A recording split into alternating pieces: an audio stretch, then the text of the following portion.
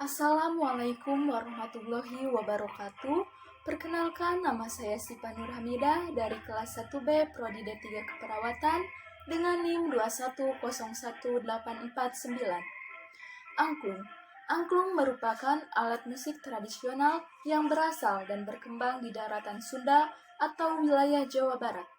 Angklung terbuat dari bambu. Dalam perjalanan sejarah alat musik angklung, banyak daerah di Indonesia menghasilkan jenis angklung baru. Jenis-jenis angklung tersebut diantaranya terdapat 1. Angklung Kanekes. Angklung Kanekes berasal dari Baduy dan ditampilkan hanya saat upacara menanam padi. 2. Angklung Reog. Jenis angklung ini digunakan untuk mengiringi tarian reog Ponorogo di Jawa Timur. Angklung ini memiliki ciri khas bentuk dan suara yang berbeda dengan angklung umum. Suara pada jenis angklung reog lebih keras dan hanya memiliki 2 nada. Angklung reog juga biasanya digunakan sebagai hiasan. Angklung ini juga dikenal dengan sebutan klong-kluk. 3. Angklung Dogdog-Lojor. Pemain angklung dalam tradisi Dogdog-Lojor hanya berjumlah 6 orang, di mana 2 orang memainkan angklung Dogdog-Lojor dan 4 lainnya memainkan angklung besar. 4. Angklung Badeng. Berasal dari Garut, angklung badeng awalnya digunakan sebagai alat musik pengiring dalam ritual penanaman padi. Seiring dengan masuknya penyebaran Islam pada masa lampau, terjadi pergeseran fungsi. Angklung badeng digunakan sebagai alat pengiring dakwah. 5. Angklung Padaeng. Jenis angklung ini diperkenalkan pertama kali oleh Dayeng Sutigna tahun 1938. Dayeng Sutigna melakukan modifikasi pada struktur batang sehingga mampu menghasilkan nada diatonik. Dengan demikian, angklung ini dapat dimainkan bersama alat musik populer dan modern lainnya. 3. Teknik dasar memainkan angklung. 1.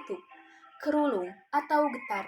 Teknik ini paling umum dan mendasar, di mana kedua tangan memegang dasar tabung bambu dan menggetarkan ke kiri ke kanan berkali-kali selama memainkan nada. 2. Centok atau sentak.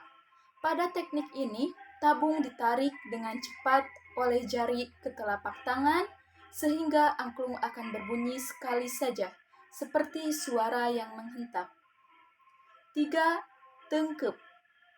Pada teknik ini, pemain angklung menggetarkan salah satu tabung, sementara tabung pada bagian lain ditahan, sehingga tidak ikut bergetar dan hanya menghasilkan satu suara saja. Dan seiring perkembangan zaman, angklung mengalami kemajuan hingga ke negara-negara barat, seperti ke Amerika dan Inggris. Salah satu kemajuan angklung ini dikarenakan alat musik angklung bisa dikolaborasikan dengan alat musik lainnya, seperti pada video berikut ini.